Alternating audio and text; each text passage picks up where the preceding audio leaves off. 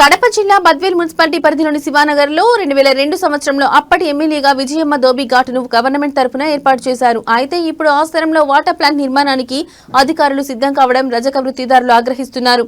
గత 25 సంవత్సరాలుగా రజక వృత్తిని నమ్ముకుని ధోబీ ఘాట్లో బట్టలు ఉత్తుకుంటూ జీవనం కొనసాగిస్తున్నామని, కానీ ఇప్పుడు మున్సిపల్ అధికారులు వచ్చి ఇక్కడ వాటర్ ప్లాంట్ నిర్మిస్తున్నామని చెబుతున్నారని ఆవేదన వ్యక్తం చేశారు. దాదాపు 300 మంది రజక వృత్తిదారులకు ఆధారంగా ఉన్న ఈ స్థలంలో వాటర్ ప్లాంట్ నిర్మించడం ఏంటని మండిపడుతున్నారు. పట్టణంలో మరెక్కడా స్థలం దొరకలేదా అంటూ వారు ప్రశ్నిస్తున్నారు. గత 10 రోజుల క్రితమే బద్వేల్ ఆర్డీఓ, మున్సిపల్ కమిషనర్, ఎంఆర్ఓలు వచ్చి ఈ ధోబీ ఘాట్ను సందర్శించి కంప చెట్లను తొలగిస్తున్నామని మోసపూరిత మాటలు చెప్పారంటున్నారు. తమకు న్యాయం చేయాలని ఎమ్మెల్యే అధికారులను వేడుకుంటున్నారు.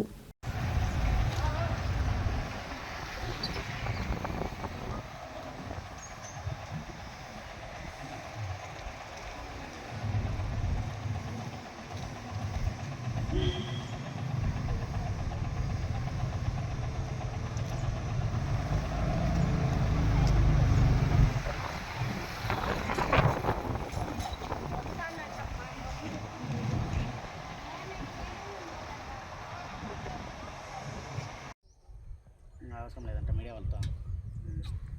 సచివాలయం మనిషి ఈ వీడియోలో సచివాలయం మనిషి మడకలపల్లి సచివాలయం.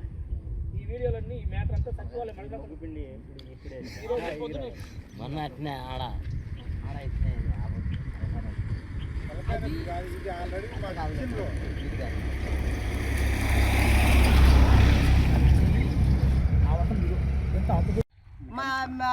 మిగతా ఉండేది మేము తీసుకుంటామని అక్కడ గుంత దోవి పెట్టుకున్నారు. మళ్ళీ ఈరోజు ఈ స్థలంలోకి వచ్చి మమ్మల్ని న్యాయం చేస్తాండి. ఇది ధర్మమేనా? నిజమ్మ కాడికి మళ్ళీ పోవాలా మేము? ఆ మహాతల్లి మాకు సాయం చేసింది. వాళ్ళ తండ్రి స్థలం ఇచ్చిండు, బిడ్డ మాకు. ఓకేనా. బద్వేల్ ఏరియాకి 2004లో విజయమ్మ గారు ధోబీ ఘాట్ ఇప్పించింది. దీనికి వచ్చేసి పోయి మాట్లాడితే 150 కుటుంబాలకు ఈ రజక ధోబీ ఘాట్ అలాట్మెంట్ చేపి ఇచ్చింది. దానికి బీసీ కార్పొరేషన్ వాళ్ళు వచ్చేసి ధోబిఖానా, బోరు, తొట్లు అవన్నీ కట్టించినారు. అప్పటి నుంచి కొనసాగుతూనే ఉంది.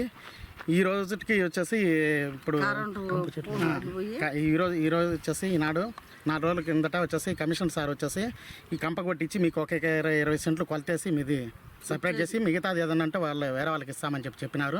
అందుకని మున్సిపాలిటీ బండే వచ్చేసి జేసీబీ వచ్చేసి తీపిచ్చినారు. ఇదంతా పొద్దున్న నుంచి 10 గంటల నుంచి 3 గంటల వరకు జేసీబీతో ఇదంతా కంప తొలగించినారు. మిగతాది వచ్చేసి ఇంక 2 రోజుల తర్వాత కంప తొలగిస్తామని చెప్పినారు. ఈరోజు మళ్ళీ ఇంకా 3 రోజుల తర్వాత వచ్చి చూస్తే మళ్ళీ వాళ్ళు ఎంఆర్ఓ సార్ వచ్చేసి ఈడ ఇది వచ్చేసి స్వచ్ఛ భారత్ వాటర్ ప్లాంట్కి ఇచ్చినారు అని చెప్పేసి వాళ్ళు ఇవన్నీ ముగ్గులు పోయడం ఇవన్నీ జరిగింది. మేము వచ్చి ఇక్కడికి వచ్చి అడిగితే మాకు ఎంఆర్ఓ సార్ చెప్పినారు. ఎంఆర్ఓ సార్కి ఇంకా మాకు అందుబాటులో ఉండడంటే కానీ వాళ్ళే మాకు మా ఫోన్లో మాట్లాడించేదాని ద్వారా చేసినారు. కానీ ఇప్పుడు సార్ కూడా మీకు అన్ని చోట్ల ఉండాలి అని చెప్పేసి దబాయించి మాట్లాడుతున్నాడు. ఏమన్నా ఉంటే మీరు ఆమె ఎంఆర్ ఆఫీస్కి రమ్మంటే నేను మాట్లాడుతున్నాడు. కానీ వీళ్ళు మటుకు పనులు మేము చేసేది అని చెప్తున్నారు సార్. మాకు ఎక్కడ లేదు, ఎక్కడ అధికారులు ఏమంటున్నారు? ఎంఆర్ఓ సార్ వచ్చేసి ఇంకా మీకు వచ్చేసి ఏడబట్టినా మీకే ఇచ్చిండారు స్థలాలు ఎన్ని అంటున్నాడు. కానీ మాకు ఇచ్చింది గతంలో 66 స్థలాలే.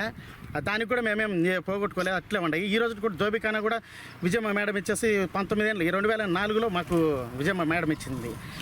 దాన్ని అట్లే కాపాడుకుంటూ వస్తాండం మేము. దీనివలన ఈ ధోబీ ఘాట్ వలన 150 కుటుంబాలు దీంట్లో జీవనాధారం ధోబీ ఘాట్ మీద ఆధారపడింది. బద్వేల్ మున్సిపాలిటీకి ఒకటే ఉంది. బద్వేల్ మున్సిపాలిటీ ఏరియాల కల్లా ఒక్కటే ఉండేది. మేమందరం ఐక్యంగా వచ్చి ఈరోజు కూడా మేము ఈ ధోబీ ఘాట్ని కాపాడుకోవడానికి వచ్చేసి మేమందరం ఏకమయ్యి మీ ఆఫీస్కే వద్దామనుకుంటున్నాం సార్ అని చెప్పాను. మొన్న ఆర్డీఓ గారు వచ్చేసి మీకు స్థలం కేటాయించిన తర్వాతనే ఇళ్ళకు కేటాయిస్తాము అని చెప్పినారు. మరి ఎందుకు మళ్ళీ ఇక్కడ చదువు ఇది రాజకీయమో అనేది మనకేం తెలియదు సార్. అసలుకే ఇది ఏ విధమనేది తెలియడం లేదు. మాకు అందరూ వచ్చేసి నాయకులు